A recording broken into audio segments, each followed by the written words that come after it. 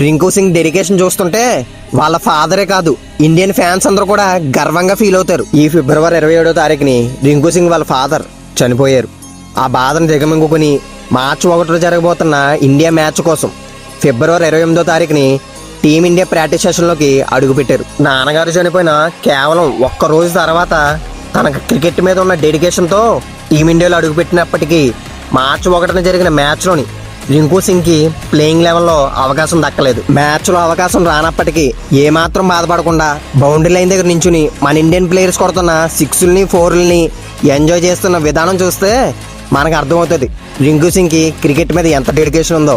ఒకప్పుడు విరాట్ కోహ్లీ మ్యాచ్కు ముందు వాళ్ళ ఫాదర్ చనిపోతే ఆ బాధనంతా దిగమింగుకుని మ్యాచ్లో బాగా పర్ఫామ్ చేసి ఆ టీం విన్ అయిన తర్వాతే వాళ్ళ ఫాదర్ని చూడడానికి వెళ్ళారు.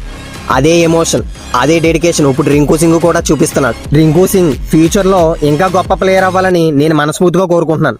మీరు కూడా అలా కోరుకుంటే కామెంట్ సెక్షన్లో విరాట్ కోహ్లీ అండ్ రింకు సింగ్ అని కామెంట్ చేయండి.